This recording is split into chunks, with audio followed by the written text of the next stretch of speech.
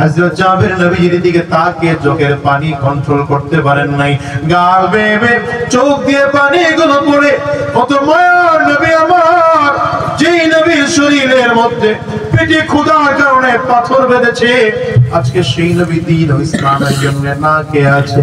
নবীজির কাছে এসে বললেন, পয়গম্বর একটু ছুটি দেন, আমার বাড়ি এখান থেকে খুব কাছে, আমি বাড়িতে যাব। নবীজি ছুটি দিয়ে দিলেন।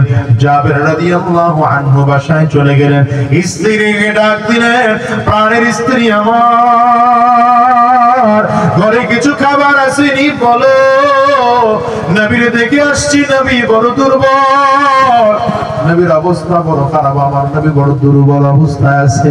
নবীজি না খেতে পেরে চেহারাটা ছোট হয়ে গিয়েছে, আমার নবীর জিহ্বা শুকিয়ে গিয়েছে, মুখের লালা পর্যন্ত শুকিয়ে গিয়েছে। জাবের রাদিয়াল্লাহু আনহুর স্ত্রী বলেন, স্বামী আমার, ঘরে তেমন কিছুই নাই, তবে অল্প একটু আটা আছে, যদি রুটি বানানো হয় 4-5 জন রুটি খেতে পারবে, এমন কিছু আটা আমার ঘরে আছে। আর একটা ছোট্ট বকরির বাচ্চা আছে, আপনি যদি চান তাইলে বকরির বাচ্চাটা জবাই করে দিতে পারেন।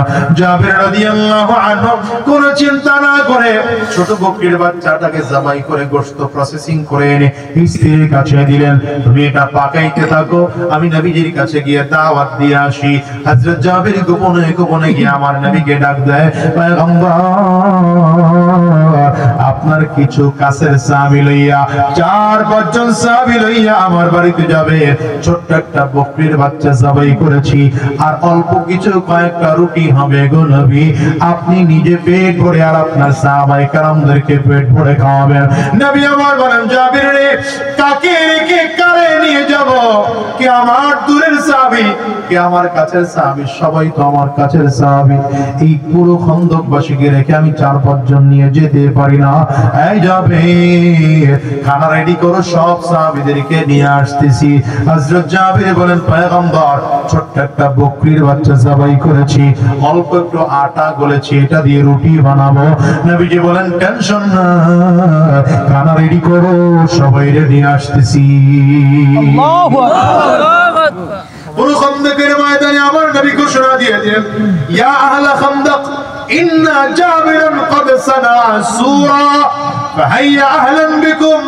এই খন্দকের 1000 সাহাবী, চলো চলো চলো সাহাবী, জাবিরের বাড়িতে চলো, জাবির তোমাদের জন্য খানা রেডি করেছে, জাবিরের বাড়িতে আজকে সবাই আমরা মেহমান হব।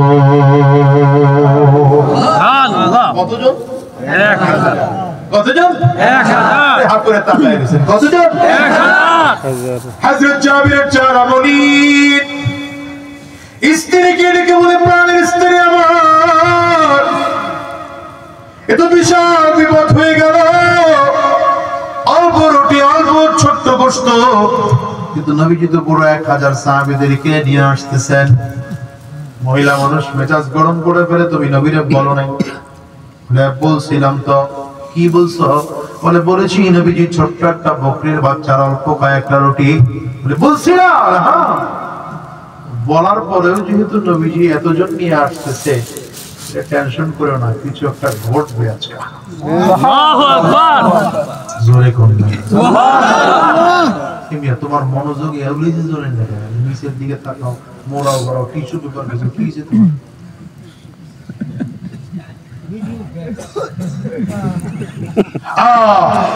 হযরত জাবিরের স্ত্রী কি কয়?